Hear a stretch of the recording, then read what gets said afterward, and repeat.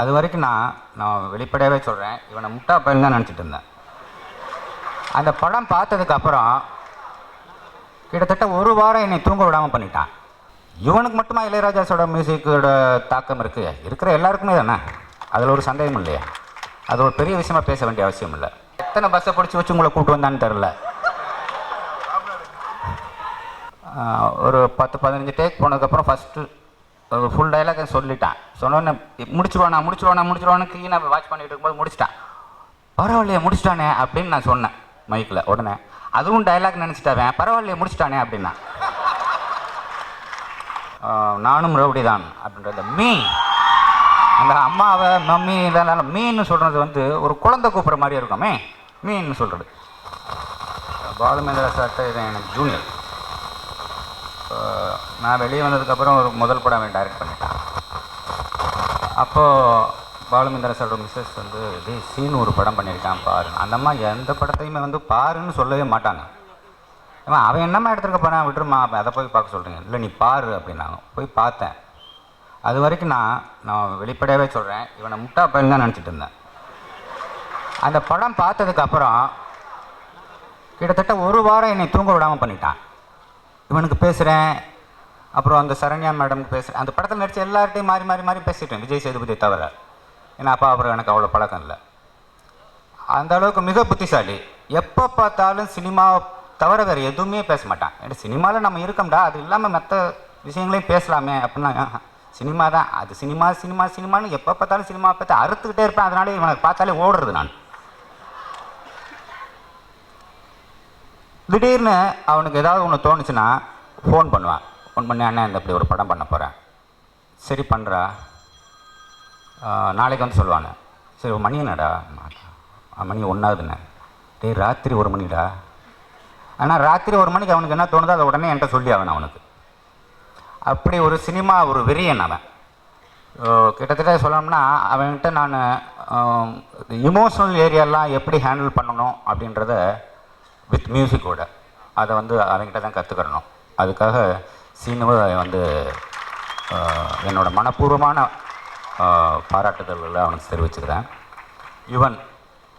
யுவன் எடுத்துட்டால் எல்லோரும் சொல்கிறாங்க வந்து பேக்ரவுண்டு அது இருக்குது, அது இளையராஜா சார் மியூசிக் மாதிரி இருக்குது, அது இருக்குது.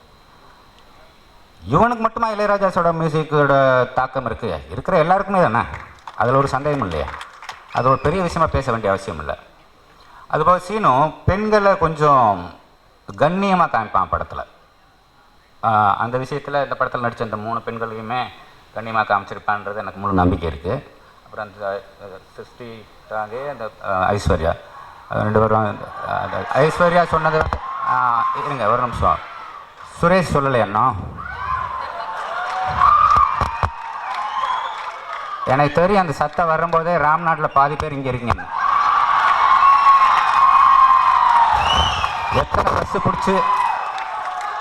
எத்தனை பஸ்ஸை பிடிச்சி வச்சு உங்களை கூப்பிட்டு வந்தான்னு தெரில.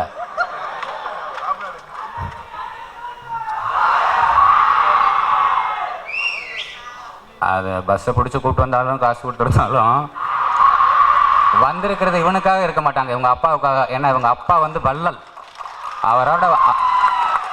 அவரை வச்சு வாழ்ந்தவங்க பல 100 பேர் இருக்காங்க, பல 100 குடும்பங்கள் இருக்குது. அதனால் அவருக்கு ஒரு பையனாக பிறந்ததுக்கு ரொம்ப பெருமைப்படணும். அதே மாதிரி சரி டைம் இருக்குன்னா ஒரு சின்னதாக ஒரு நகைச்சுவையாக ஒன்று முடிச்சுட்டு போய்விடுமே. இது முதல்ல நடிக்க வந்தபோது ஃபஸ்ட்டு ஷாட் ஒரு டைலாக் பேசணும். பேசி முடித்தோடனே 4-5 போச்சு. கொஞ்சம் கையில் நடுக்க இருந்தது, முகத்தில் ஒரு மிரட்சி இருந்தது.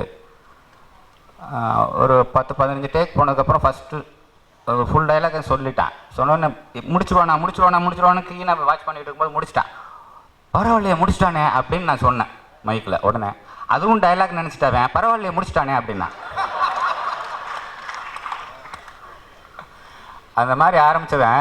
ஏன்னா இது எல்லாமே சித்திரம் கை பழக்கம் செந்தமிழும் நாப்பழக்கம் தான். சினிமாவில் வந்து எல்லோரும் எடுத்தெடுப்புலேயே சிறப்பாக நடிச்சிடுறது இல்லை. இப்போ பாருங்க இந்த 2வது படத்தில் பிரமாதமாக பண்ணிட்டான். இனி போக வந்துடுவான். விஜய் சேதுபதியை பற்றி முக்கியமாக சொல்லணும்.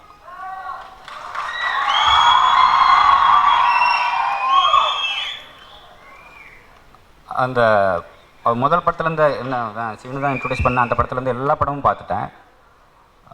சமீபத்தில் இந்த சேதுபதி படம், அப்புறம் வந்து இந்த சேதுபதி படம் எனக்கு ரொம்ப பிடிச்சிருந்தது. அதுக்கப்புறம் நானும் ரவுடி தான் அப்படின்ற அந்த அந்த அம்மாவை மம்மி இதெல்லாம் மீன்னு சொல்கிறது வந்து ஒரு குழந்தை கூப்பிட்ற மாதிரி இருக்குமே, மீன்னு சொல்கிறது.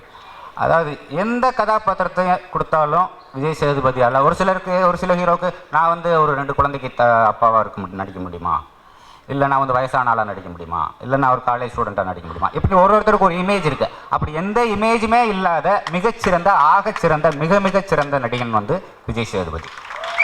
ஸோ விஜய் சேதுபதி மாதிரி இது வந்து மேடைக்காக சொல்ல, விஜய் சேதுபதி மாதிரி ஒரு நடிகர் நம்மளோட தமிழ் சினிமாவுக்கு கிடைச்சதுக்காக நம்ம ரொம்ப சந்தோஷப்படணும். படம் வெற்றியடைய வாழ்த்துக்கள்.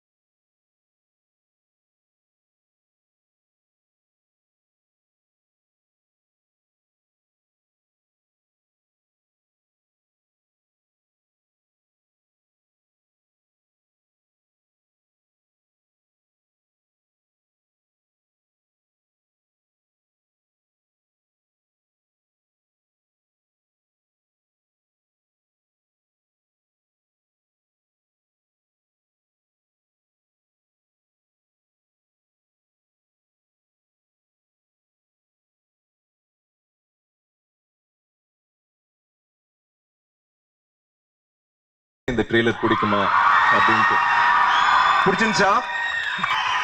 ஏங்க நானே கஷ்டப்பட்டு ஒரு படம் பண்ணி ஒரு ஸ்பீச் சொல்லலாம்னு ஆசைப்படுறேன். சொதப்ப ஆரம்பிச்சிருவேன். ஒரு மிகப்பெரிய ஹீரோவோட ஒர்க் பண்ண சான்ஸ் கிடைச்சது. அவர் வந்து இந்த படம் ஓகே பண்ண பிறகு took a lot of maturity to say that, to take that decision. வயசான கெட்டப் வேண்டாமே. Okay, I'm just kidding. Anyway, எனக்கு பிடிச்ச விஷயம் அவர் மேடைக்கு வரும்போது நான் இருக்கிற போது எல்லாரும் அவரை ரெமோன் கூப்பிட்டது தான். That means he is Remo. I am pass.